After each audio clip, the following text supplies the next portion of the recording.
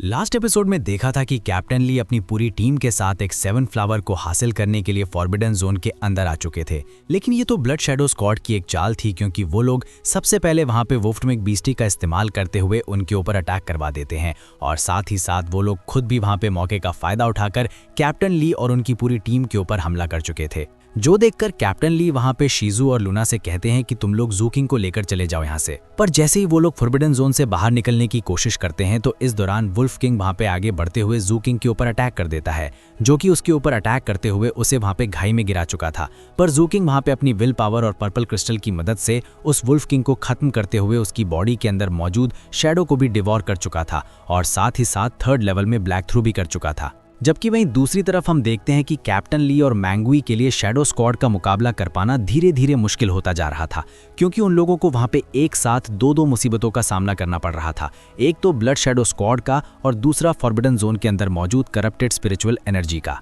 इसलिए एपिसोड के एंड में हमने देखा था मैंगुई कैप्टन ली को अपनी टीम को बचाने के लिए सेल्फ डिस्ट्रक्शन टेक्निक का इस्तेमाल करते हुए ब्लड शैडो स्क्वाड के एक मेंबर को अपने साथ ही लेके मर जाता है और बाद यहीं से हमारे अगले एपिसोड की शुरुआत होती है। तो इस एपिसोड की शुरुआत भी बिल्कुल उसी सीन से होती है जहां पे मैंगुई को अपनी टीम के लिए अपनी जान कुर्बान करते हुए देखकर जू किंग वहां पे पूरी तरह से इमोशनल लेस हो चुका था। सबसे पहले तो वो वहां पे ब्लड शैडो स्क्वाड के एक मेंबर को अपने पैर, ब्लड शैडो स्क्वाड के बाकी मेंबर्स भी वहां पे घबराने लगे थे। हालांकि जू किंग उनसे बहुत ज्यादा कमजोर था, क्योंकि वो बस एक 3rd लेवल का कल्टिवेटर था, पर उसके इमोशनल स्पेस को देखकर वो लोग भी वहां पे घबरा रहे थे। पर उसके बावजूद भी हम देखते हैं कि उनमें से कावेंजर बहादुरी दिखाकर अपने लोगों को आदेश देते हुए कहता है, खड़ी खड़ी मेरे मुंह जायंट स्टोन का इस्तेमाल करते हुए अपने सामने एक प्रोटेक्टिव शील्ड लगा चुका था। और जैसे जू किंग का अटैक जाकर उस शील्ड के ऊपर लगता है तो हम देखते हैं कि जू किंग का पूरा हाथ ही वहां पे चल जाता है। पर उसके बावजूद भी जू किंग वहां पे पीछे हटने को तैयार नहीं था, इसलिए हम देखते हैं कि वो वहां पे थोड़ा पीछे हट जू किंग का पूरा हाथ वहां पे पूरी तरह से चल चुका था।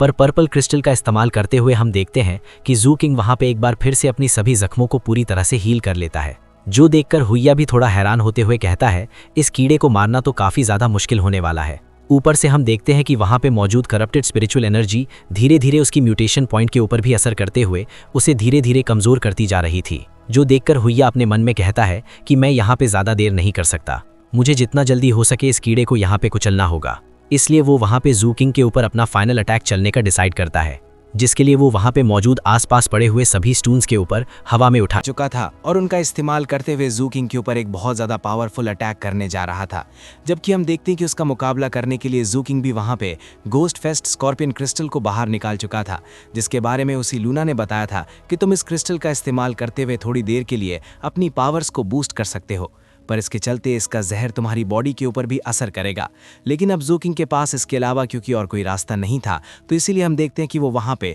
उस स्कॉर्पियन क्रिस्टल को इस्तेमाल करने का डिसाइड करता है, जो कि उसने फैटी शैंक को मारने के बाद हासिल किया था। जबकि सामने की तरफ हम देखते हैं कि हुइया तो वहां पे अपने अटैक को रेडी कर चुका था और अपने अटैक का इस्तेमाल करके वो सीधे ही वहां पे जू किंग के ऊपर अटैक करते हुए कहता है, मरो। अब यहाँ पे उस खतरनाक अटैक को अपनी तरफ आते हुए देखकर जू किंग को वहां पे एक आइडिया आता है और वो पास में ही पड़ी हुई एक डेड बॉडी को उठाकर वो आगे उस खतरनाक अटैक को रोकने की कोशिश करने लगा था। पर उस अटैक की पावर इतनी ज्यादा थी कि देखते ही देखते वहां पे एक बहुत ज्यादा बड़ा ब्लास्ट हो जाता है, जिसके चलते वहां पे चारों तरफ धुआं ही धुआं फैल गया था। जो देखकर होया वहां पे खुश होते हुए कैप्टन ली से कहता है, ली मेरे दोस्त मुझे माफ करना, पर तुम्हारा ये साथी तो मारा गया। लेकिन जब धुआं वहां पे हटता है तो हम देखते हैं कि जू किंग तो वहां पे अपनी जगह पे बिल्कुल सही सलामत खड़ा था। उस अटैक की वजह से जो भी नुकसान हुआ था वो उस डेड बॉडी के ऊपर हुआ था। जबकि स्मोक का फायदा उठाकर जू किंग वहां पे उस स्कॉर्पियन क्रिस्टल को भी क्रश कर देता है, जिसके चलते हम देखते हैं कि थोड़ी देर के लिए उसकी पावर्स बहुत ज्यादा बढ़ जाती है और उसके बाद वो वहां पे एक पल भी जाया किए बगैर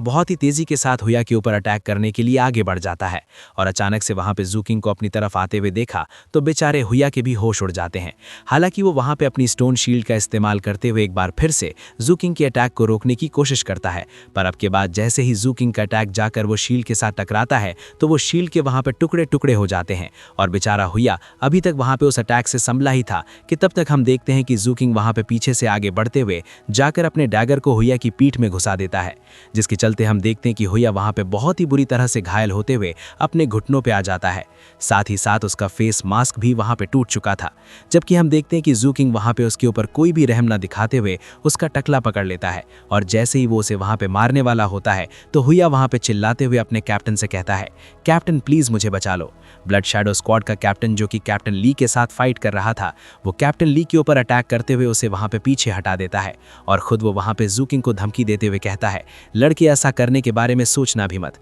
लेकिन हम देखते हैं कि जूकिंग वहां पे कैप्टन की बातों के ऊपर ज्यादा ध्यान नहीं देता। वो अपने डैगर को सीधा हुया की गर्दन के अंदर घुसा देता है और उसे वहां पे बहुत ही क्रूर तरीके के साथ मौत के घाट उतार चुका था, जो देखकर ब्लड शैडो स्क्वाड के कैप्टन को बहुत ही ज्यादा गुस्सा आ जाता है। वो गुस्से से वहां पे चिल्लाते हुए कहता है, कमीने कहीं के, मैं तुम्हारे टुकड़े टुकड़े कर दूंगा। लेकिन ये कहकर जैसे ही वो वहां पे जूकिंग के ऊपर अटैक करने के लिए आगे बढ़ने की कोशिश करता है, तो कैप्टन ली वहां पे उसके रास्ते में आते हुए उसके अटैक को रोक देते हैं, जो देखकर वो कैप्टन वहां पे गुस्सा होकर अपना पूरा दम लगाकर कैप्टन ली के ऊपर हमले करने लगा था, जिसके चलते हम देखते हैं कि वो वहां पे काफी हद तक कैप्टन ली के ऊपर भारी पड़ने लगा था। और इसी तरह देखते ही देखते वो अपने स्पीयर से कैप्टन ली के ऊपर अटैक करते हुए उसके कंधे के ऊपर एक काफी गारा कैट लगा देता है, जो देखकर जूकिंग भी वहां पे बहुत ही तेजी के साथ कैप्टन ली की मदद करने के लिए आगे बढ़ता है। पर ब्लड शैडो स्क्वाड का कैप्टन जूकिंग को वहां पे पहले ही आते हुए देख चुका था, इसलिए हम देखते हैं वो वहां पे अपने स्पेयर से जूकिंग के ऊपर भी अटैक करते हुए कहता है, मरो कीड़े कहीं के। उसके अटैक के बाद हम देखते हैं कि जूकिंग वहां पे खिसकते हुए थोड़ा पीछे आ गया था, लेकिन उसने हार नहीं मानी थी, जबकि कैप्टन ली को वहां पे जूकिंग की काफ़ी ज़्यादा चिंता हो रही थी। इसलिए हम देखते हैं कि वो वहां पे घायल होने के बावजूद भी जूकिंग को बचाने के लिए ब्लड शैडो स्क्वाड के कैप्टन के ऊपर अटैक कर देते हैं, पर इसका कोई फ़ायदा नहीं हो पाता, क्योंकि हम देखते हैं कि ब्लड शैडो स्क्वाड का कैप्टन उल्टा वहां पे दोबारा से कैप्टन ली के ऊपर अटैक करते हुए उसे वहां पे और भी बुरी तरह से घायल कर देता है। और जैसे ही वो वहां पे कैप्टन ली के ऊपर जालिमाना अटैक करने के लिए आगे बढ़ता है, तो हम देखते हैं कि उसके अटैक को रोकने के लिए जूकिंग वहां पे बीच में आ चुका था।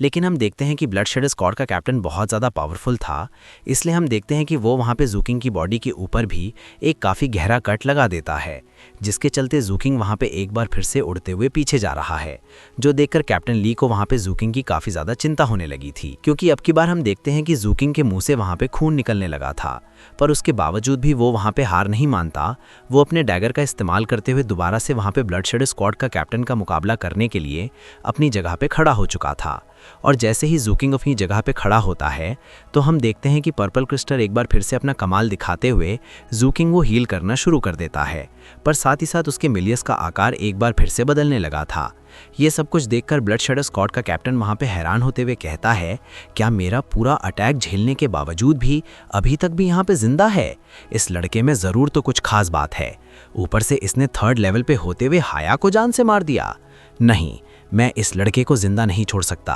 वरना ये फ्यूचर के लिए हमारी ब्लड शैडो स्क्वाड के लिए एक बहुत बड़ी मुसीबत बन सकता है। और ये कहकर वो वहाँ पे कैप्टन ली को छोड़कर जूकिंग को अपना निशाना बना चुका था, जो देखकर कैप्टन ली वहाँ पे चिल्लाते हुए जूकिंग से कहते हैं, बच्चे भाग जाओ यहाँ से। लेकिन हम देखते हैं कि जूकिंग को वहाँ से भागने की बजाय उल्टा कैप्टन ली की रक्षा करने के लिए उनके सामने आके खड़ा हो जाता है, जो देखकर ब्लड शैडो स्क्वाड का कैप्टन वहाँ पे ईविल स्माइल करते हुए कहता है, मैं तुम दोनों में से किसी को भी यहाँ से भाग के नहीं जाने देने वाला, क्योंकि आज तुम दोनों यहाँ पे मरने वाले हो। उसका इतना ही कहना था कि हम देखते हैं कि अचानक से वहाँ का पूरा मौसम बदलना शुरू हो जाता है और देखते ही देखते वहाँ पे चारों तरफ ब्लड मिस्ट फैलना शुरू हो जाती है और साथ ही साथ उन लोगों को वहाँ पे एक अजीब सा गाना भी सुनाई देने लगा था। और ये सब कुछ देखकर ब्लड शैडो स्क्वाड के कैप्टन वहाँ पे बहुत ही बुरी तरह से घबरा जाता है। इवन हम देखते हैं कि कैप्टन ई भी वहाँ पे उस ब्लडी मिस्ट और उस गाने की आवाज़ को सुनकर काफ़ी ज़्यादा हैरान दिखाई दे रहे थे, क्योंकि फोरबिडियन जोन के अंदर ब्लडी मिस्ट को ही एक बहुत बड़ा खतरा माना जाता है, जबकि आज तो यहाँ पे ब्लडी मिस्ट के साथ साथ उन लोगों को वहाँ पे उस खतरनाक गाने की आवाज़ भी सुनाई दे रही थी, जिसके बारे में कहा जाता है कि आज तक जिस किसी ने भी उस गाने को सुना है वो जिंदा नहीं बचा। वो ब्लडी मिस्ट वहाँ पे इतनी ज़्यादा तेज़ी के साथ फैलती है कि कुछ ही पलों के अंदर अंदर उसने पूरी फोरबिडियन जोन को कवर कर लिया था, यानी कि अब उन लोगों का वहाँ से भाग पाना तो लगभग इम्पॉसिबल हो गया था। उस गाने की आवाज़ को सुनकर ब्लड शैडो स्क्वाड का कैप्टन भी वहाँ पे हैरान होते हुए कहता है, ये तो एरिस सिंगिंग है। एरिस सिंगिंग के बारे में मैं आपको बता दूं कि ये उन लोगों की आवाज़ होती है जो कि फोरबिडियन जोन में मारे गए थे, और इल्यूमिनेशन के चलते आम लोगों को ये आवाज़ किसी गाने की तरह लगती है जो कि लोगों को अपनी तरफ अट्रैक्ट करती है। और सबसे खतरनाक बात तो ये होती है कि ब्लडी मिस्ट के अंदर उन सभी लोगों की सोल्स भी मौजूद होती हैं जो कि अब तक फोरबिडियन जोन के अंदर मारे गए होते हैं। और जैसे ही वो ब्लडी मिस्ट वहाँ पे लोगों को घेर लेती है तो उन लोगों को वहाँ पे फॉरबिडियन जोन का डार्क रूप दिखाई देता है, जिसके अंदर उन लोगों को वहाँ पे हज़ारों स्पिरिट कल्टीवेटर्स की सोल्स दिखाई दे रही थीं, जो कि बिल्कुल किसी ज़ॉम्बीज़ की तरह दिखाई दे रहे थे। और ये सीन इतना ज़्यादा डरावना था कि ब्लडशेड स्क्वाड के कैप्टन के चेहरे ही वहाँ पे सफ़ेद पड़ चुका था और साथ ही साथ उसे अब वहाँ पे पक्का यकीन हो गया था कि अब तो उसका मरना तय है। जबकि ये सब कुछ देखकर कैप्टन ही वहाँ पे हैरान होते हुए कहता है, मैं इस गाने को अपनी लाइफ में दोबारा सुन रहा हूँ। इस गाने के बारे में कहा जाता है कि इस गाने और ब्लडी मिस्ट को जो भी एक साथ देख लेता है वो उसका मरना तय हो जाता है। जबकि हम देखते हैं कि उन खतरनाक डीमन सोर्स को देखकर ब्लड शैडो स्क्वाड का कैप्टन वहाँ पे बहुत ही बुरी तरह से घबरा चुका था। उसे कुछ समझ ही नहीं आ रहा था कि अब वो करे तो करे क्या, क्योंकि हम देखते हैं कि वो डीमन सोल्स चारों तरफ से वहाँ पे उसी के ऊपर अटैक करने के लिए आगे बढ़ रहे थे, जिसके चलते बेचारे ब्लड शैडो कैप्टन के लिए वहाँ से भाग पाना भी मुश्किल हो गया था। पर उसके बावजूद भी हम देखते हैं कि वो वहाँ पे अपनी स्पीयर को वहीं पे छोड़कर वहाँ से भागते हुए कहता है, तुम लोग मरो यहाँ पे, मैं तो यहाँ पे नहीं रुकने वाला। उसको वहाँ से भागते हुए देखकर ज़्यूकिंग भी उसके पीछे जाने की कोशिश करता है, लेकिन कैप्टन ली उसे वहाँ पे रोकते हुए कहते हैं, उसके पीछे मत जाओ, वो अकेला अब हमारा कुछ भी नहीं बिगाड़ सकता। लेकिन ज़्यूकिंग अपने शिकार को वहाँ से नहीं जाने देना चाहता था, इसलिए वो अपने डैगर को फेंककर ब्लड शैडो कैप्टन के ऊपर अटैक कर देता है। और उस डैगर को वहाँ पे अपनी तरफ आते हुए देखकर तो ब्लड शैडो स्क्वाड का कैप्टन वहाँ पे बहुत ही बुरी तरह से घबरा गया था कि तभी हम लोगों को वहाँ पे दो जूते दिखाई देते हैं, जो कि जैसे वहाँ पे अपीयर होते हुए अपना कदम आगे बढ़ाते हैं तो हम देखते हैं कि अचानक से वहाँ पे पूरा टाइम फ्रीज हो गया था। कोई भी वहाँ पे अपनी जगह से हिल भी नहीं पा रहा था और ये कोई और नहीं बल्कि एरी ही थी, जो कि अपना गाना गाते हुए उन्हीं लोगों की तरफ आ रही थी। जो देखकर ब्लड शैडो स्क्वाड का कैप्टन वहाँ पे और भी ज़्यादा घबराते हुए कहता है, ये मेरे साथ क्या हो रहा है, मैं अपनी जगह से हिल क्यों नहीं पा रहा। लेकिन ये सब सिर्फ उसी के साथ ही नहीं हो रहा था, बल्कि ज़्यूकिंग और कैप्टन ली भी अपनी जगह से नहीं हिल पा रहे थे। तभी एरी अपनी कमाल का गाना गाते हुए और डीमन सोल्स को वहाँ पे आदेश देते हुए कहती है, खत्म कर दो इसे। एरी कैसा कहते ही हम देखते हैं कि वहाँ पे मल्टीपल डीमन सोल्स मुश्किल हैंड्स आगे बढ़ते हुए ब्लड शैडो स्क्वाड के कैप्टन को वहाँ पे जकड़ लेते हैं और उसे वहाँ पे पूरी तरह से जकड़ने के बाद वो लेकर उसे ब्लडी मिस्ट के अंदर जा चुके थे। यानी कि ब्लड शैडो स्क्वाड के कैप्टन का खेल तो पूरी तरह से वहीं पे खत्म हो गया था। और ये सब कुछ देखकर ज़्यूकिंग भी थोड़ा घबरा जाता है, क्योंकि अब उन लोगों को वहाँ पे अपने सामने उस ब्लड इमेज के अंदर एक बहुत ही ज़्यादा खतरनाक डेमोनिक बीच दिखाई दे रहा था, जिसके इतने ज़्यादा हाथ थे कि उन्हें गिल पाना भी लगभग इम्पॉसिबल था। ऊपर से एरी के गाने की वजह से वो लोग अपनी जगह से हिल भी नहीं पा रहे थे, यानी कि वो लोग खुद को बचाने के लिए कुछ भी नहीं कर पा रहे थे। और जैसे जैसे एरी अपना गाना गाते हुए उन लोगों की तरफ आगे बढ़ रही थी, वैसे वैसे हम देखते हैं कि वो सारे डीमन सोल्स और वो मल्टीपल डेमोनिक्स भी उन्हीं की तरफ आगे बढ़ने लगे थे, जो देखने से तो वहाँ पे बिल्कुल ऐसा ही लग रहा था कि मौत खुद धीरे धीरे वहाँ पे लोगों की तरफ आगे बढ़ रही है। और वो लोग वहाँ पे इतने ज़्यादा बेबस हो चुके हैं कि वो लोग अपनी आंखों के सामने ही अपनी मौत का इंतजार कर रहे हैं। लेकिन हम देखते हैं कि जहां एक तरफ अपनी मौत को देखकर ज़्यूकिंग पूरी तरह से इमोशनल लेस हो चुका था, तो वहीं कैप्टन ली की आंखों में एक अलग सा सुकून दिखाई दे रहा था। जबकि एरी भी वहां पे उन सभी डीमन सोल्स को पार करते हुए उन दोनों की तरफ आगे बढ़ने लगती है। और जैसे जैसे वो आगे बढ़ रही थी वो डीमन सोल्स अपनी जगह पे ही रुक चुके थे। जबकि एरी के इस प्रेजेंस की वजह से हम देखते हैं कि ज़्यूकिंग तो वहां पे फ्रीज होना शुरू हो जाता है। लेकिन ये देखकर कैप्टन ली वहां पे हैरान होते हुए कहते हैं, ठोंग, क्या ये तुम हो? क्या वाकई में ही तुम वापस आ गई? कैप्टन ली की ये बात सुनकर हम देखते हैं कि ज़्यूकिंग को तो वहाँ पे कुछ समझ ही नहीं आ रहा था कि आखिर कैप्टन ली क्या कह रहे हैं। जबकि हम देखते हैं कि एरी भी वहाँ पे ज़्यूकिंग को इग्नोर करते हुए कैप्टन ली की तरफ आगे बढ़ जाती है। उसके हर एक कदम के साथ ना सिर्फ वहाँ पे चारों तरफ ब्लडी मिस्ट डोरा फैल रहा था, बल्कि उसी के साथ साथ वहाँ पे टेम्परेचर भी गिरता जा रहा था,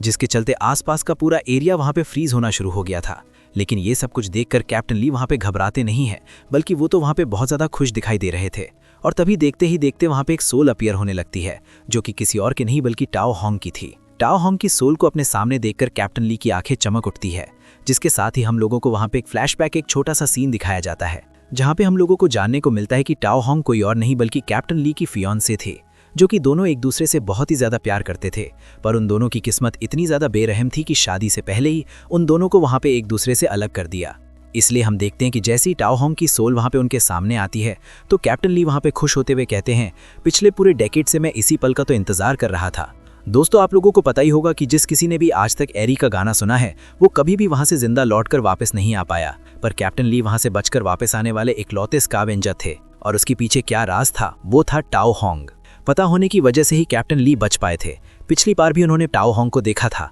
पर आए दोबारा वहाँ पे उनकी मुलाकात टाओ होंग के साथ हो रही थी, इसलिए वो वहाँ पे बहुत ज़्यादा खुश थे। इसलिए जैसे ही टाओ होंग उन्हें अपने पास बुलाने के लिए अपना हाथ आगे बढ़ाती है, तो कैप्टन ली भी वहाँ पे बिना कुछ सोचे समझे अपना हाथ आगे बढ़ाते हुए कहते हैं, यकीन नहीं हो रहा टाओ होंग, फाइनली तो मुझे दोबारा मिल ही गई। लेकिन ये कहकर जैसे ही कैप्टन ली उसे वहाँ पे छूने की कोशिश करते हैं, तो एक सोल होने की वजह से वो वहाँ पे टाओ होंग को नहीं छू पाते, बिल्कुल पिछली बार की तरह। इसलिए हम देखते हैं कि टाओ होंग वहाँ पे बहुत ज़्यादा उदास हो चुकी थी और टाओ होंग को वहाँ पे उदास होते हुए देखकर कैप्टन ली की आंखों में आंसू आ चुके थे, जो देखकर टाओ खुद ही वहाँ पे उनसे दूर जाना शुरू कर देती है। लेकिन ये देखकर कैप्टन ली वहाँ पे बर्दाश्त नहीं कर पाते। हालांकि वो वहाँ पे फ्रीज हो चुके थे, पर उसके बावजूद भी हम देखते हैं कि वो वहाँ पे अपना पूरा तबला काकर खुद को वहाँ पे आगे बढ़ने के लिए फोर्स कर रहे थे। लेकिन तब तक हम देखते हैं कि टाओ होंग वहाँ से जा चुकी थी। टाओ होंग के साथ साथ वो ब्लडी मिस्ट भी वहाँ से गायब हो जाती है, जिनके गायब होते साथ ही वो डीमंस भी वहाँ से जा चुके थे। और ऐसा होते ही हम देखते हैं कि वहाँ पे कैप्टन ली के साथ साथ जियो किंग भी दोबारा से वहाँ पे मूव कर पा रहा था। लेकिन इस सब में हम देखते हैं कि कैप्टन ली की हालत इतनी ज़्यादा खराब हो चुकी थी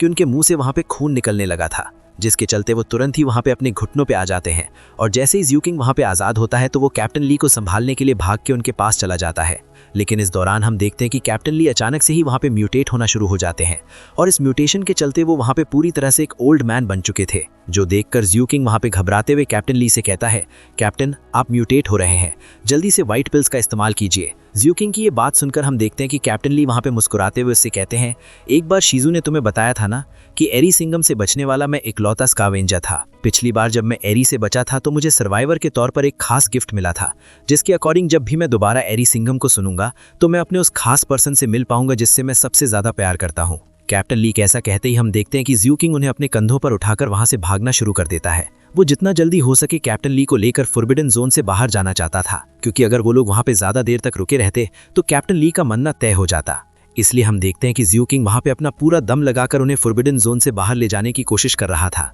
जबकि कैप्टन ली अपनी बात आगे बढ़ाते हुए कहते हैं, मुझे लगा था कि ये सब बस एक अफवाह है और इसलिए मैं इस बात के ऊपर ज्यादा ध्यान ना देते हुए स्कावेंजर कैंप के अंदर रहते हुए इस दिन का इंतजार करने लगा था। और देखो, आज पूरे 1 डेकेड के बाद मेरा ये इंतजार पूरा हो ही गया। और सच कहूँ तो मैं सिर्फ और सिर्फ इसी दिन के लिए जी रहा था। अब अगर मैं मर भी जाऊं तो मुझे मरने का कोई गम नहीं होगा। लेकिन हम देखते हैं कि जियो किंग वहां पे उनकी बातों के ऊपर ध्यान ना देते हुए जितना जल्दी हो सके उन्हें फॉरबिडन जोन से बाहर ले जाने की कोशिश कर रहा था। हालांकि रास्ते में उसका वहां पे एक बार फिर से डीमन सोल्स के साथ मुकाबला होता है, पर वो हार नहीं मानता, वो आगे बढ़ता रहता है, क्योंकि ये उसके कैप्टन की लाइफ का सवाल था। वो उन डीमन सोल से बचने के लिए एक बहुत बड़े पेड़ के पीछे आके छुप जाता है। हालांकि वो डीमन सोल्स इतने ज्यादा खतरनाक थे कि अगर गलती से भी उनका ध्यान जियो किंग के ऊपर चला जाता तो फिर जियो किंग का भी बच पाना मुश्किल हो जाता। लेकिन हम देखते हैं कि जियो किंग वहां पे बहुत ही सावधानी के साथ छुपते छुपाते हुए आगे बढ़ रहा था, जो देखकर कैप्टन ली वहां पे जियो किंग से कहते हैं, बच्चे तुम जानते हो कि मैं तुम्हें क्यों चाहता था और क्यों मैं तुम्हें अपने साथ स्कावेंजर कैंप के अंदर लेके आया था। जिस दिन मैंने तुम्हें फॉरबिडन जोन यानी कि टाइगो सिटी के अंदर लोगों की लाशों को देखा था, जलाते हुए देखा था, तो उस दिन मुझे लगा था कि इस पूरी दुनिया के अंदर बस तुम ही एक इंसान बचे हो। मैं तुम्हें इसलिए अपने साथ लेके आया था कि इस क्रूअल वर्ल्ड के अंदर जब मेरी मौत हो तो मेरी बॉडी को भी जलाने वाला कोई मौजूद हो। इसी दौरान हम देखते हैं कि जियो किंग वहाँ पे आके बढ़ते बढ़ते एक जगह पे आके रुक जाता है, क्योंकि मिस्ट वहाँ पे इतनी ज़्यादा फैल चुकी थी कि आगे का रास्ता देख पाना वहाँ पे उसके लिए लगभग इम्पॉसिबल हो गया था। लेकिन उसके बावजूद भी हम देखते हैं कि जियो किंग वहाँ पे कहता है, नहीं मैं हार नहीं मान सकता, जबकि कैप्टन ली वहाँ पे मुस्कुराते हुए कहते हैं, बच्चे घबराओ मत, मेरा टाइम आ चुका है, चाहे कुछ भी हो जाए, अब तुम मुझे फॉरबिडन जोन से बाहर नहीं लेके जा सकते। पर किंग ने तो हार मानना सीखा ही नहीं था, इसलिए हम देखते हैं कि वो एक की दिशा की तरफ तेजी के साथ आगे बढ़ना शुरू कर देता है, जबकि कैप्टन ली लगातार वहाँ पे उसे यही कहे जा रहे थे, मुझे यहीं पे छोड़ दो, मेरा टाइम आ चुका है। लेकिन जियो किंग वहाँ पे उनकी बातों के ऊपर ध्यान नहीं देता, वो लगातार उन्हें उठाकर वहाँ से भागता जा रहा था। और भागते भागते वो वहाँ पे एक बहुत बड़े पेड़ के पास पहुँच जाता है, जहाँ पे आके वो पूरी तरह से ट्रैप हो चुका था, क्योंकि वहाँ पे उसे चारों तरफ डीमन सोल्स ही दिखाई दे रहे थे। वहाँ से अब आगे बढ़ने का उसे कोई भी रास्ता दिखाई नहीं दे रहा था। लेकिन इस अंधेरी दुनिया में मैंगोई वहाँ पे एक बार फिर से उनके लिए रोशनी की उम्मीद बनकर आता है। हालांकि वो भी वहाँ पे मरने के बाद एक डीमन सोल बन चुका था, पर वो अपने साथियों से इतना ज़्यादा प्यार करता था कि एक डीमन सोल होने के बावजूद भी वो जियो किंग को वहाँ से बाहर निकलने का रास्ता दिखाते हुए एक तरफ इशारा कर देता है, जो देखकर तो वहाँ पे जियो किंग के साथ साथ कैप्टन ईली की आंखों में भी आंसू आ चुके थे। पर जियो किंग वहाँ पे अपने इमोशंस पे काबू पाकर उसी तरफ दौड़ लगा देता है जिस तरफ मैंगोई वहाँ पे इशारा कर रहा था। मैंगोई जैसा सच्चा दोस्त वाकई में किस्मत वालों को मिलता है, खास तौर पर ऐसे क्रूअल वर्ल्ड के अंदर मैंगोई जैसा दोस्त मिल पाना लगभग इम्पॉसिबल है। खैर उसके बाद सीन चेंज होता है और हम लोगों को वहाँ पे फॉरबिडन जोन वाले एंट्रेंस का सीन दिखाया जाता है। यहाँ पे लूना और शीजू अपने साथियों का इंतजार कर रहे थे, पर जैसे जैसे वहाँ पे समय बीत रहा था उन दोनों की परेशानी भी वहाँ पे बढ़ती जा रही थी। जबकि हम देखते हैं कि जूकिंग वहाँ पे उसी रास्ते पे आगे बढ़ते हुए बहुत तेज़ी के साथ फॉरबिडन जोन से बाहर निकलने की कोशिश कर रहा था। हालांकि भागते भागते उसकी हालत इतनी ज़्यादा खराब हो चुकी थी कि उसे चल पाना भी मुश्किल हो गया था, लेकिन फिर भी कैप्टन ली के लिए वो वहाँ पे भागता जा रहा था। तभी लूना वहाँ पे परेशान होते हुए शीजू से कहती है, क्या हुआ होगा उन लोगों के साथ, वो लोग आ क्यों नहीं रहे, कहीं वो लोग। लेकिन इससे आगे लूना वहाँ पे कुछ भी कह पाती उससे पहले हम देखते हैं कि शीजू वहाँ पे उसे कहता है, नहीं मुझे पक्का यकीन है वो लोग अभी तक जिंदा है। शीजू की ये बात सुनकर हम देखते हैं कि लूना वहाँ पे उसे कहती है, अगर ऐसी बात है तो मैं खुद उन्हें बचाने के लिए जा रही हूँ। लूना की ये बात सुनकर हम देखते हैं कि शीजू भी वहाँ पे उसका हाथ पकड़ते हुए कहता है, मैं भी तुम्हारे साथ आऊँगा। और ये कहकर जैसे ही वो दोनों फॉरबिडन जोन में जाने के लिए आगे बढ़ते हैं तो उन लोगों को वहाँ पे अपने सामने दूर से कोई आते हुए दिखाई देता है, जो कि कोई और नहीं बल्कि जूकिंग ही था, जो कि कैप्टन ली को अपने कंधों पे उठाकर उन्हीं की तरफ आ रहा था। और जैसे ही उन दोनों की नज़र वहाँ पे उन दोनों के ऊपर पड़ती है तो वो दोनों भागकर वहाँ पे उनके पास जाते हुए कहते हैं, ये तो कैप्टन ली और वो बच्चा है। और जैसे ही जूकिंग की नज़र वहाँ पे लूना और चीज़ू के ऊपर पड़ती है तो उसकी ताकत भी वहाँ पे जवाब दे जाती है, इसलिए हम देखते हैं कि वो भी वहीं पे खिर जाता है, जो देखकर लूना और चीज़ू दोनों भागकर वहाँ पे उनके पास जाते हुए उन्हें संभालने की कोशिश करने लगे थे। लेकिन जब उन लोगों को वहाँ पे मैंगोई कोई भी दिखाई नहीं देता तो लूना वहाँ पे जूकिंग से सवाल करते हुए पूछती है, मैंगोई कहाँ है, क्या वो तुम लोगों के साथ नहीं आया, क्या वो पीछे की तरफ आ रहा है। जिस पे जूकिंग वहाँ पे जवाब देते हुए कहता है, वो ब्लड शैडो स्क्वाड का मुकाबला करते हुए मारा गया, लेकिन वो बहुत ज़्यादा बहादुर था। मरते मरते वो ब्लड शैडो स्क्वाड को काफ़ी ज़्यादा नुकसान पहुंचा कर गया। और हाँ, हम लोगों ने ब्लड शैडो स्क्वाड का सफाया कर दिया। मैंगोई की मौत के बारे में सुनकर तो हम देखते हैं कि लूना की आंखों में आंसू आ चुके थे। और इसी कमाल के सीन के साथ ही हमारी अमेजिंग एपिसोड यहीं पे खत्म हो गया था। दोस्तों, अगर आप लोगों को ये वीडियो अच्छी लगे तो लाइक कर दें, और अगर चैनल पे नए आए हो तो सब्सक्राइब करते जाना। तो मिलते हैं एक नई वीडियो में, तब तक के लिए बाय।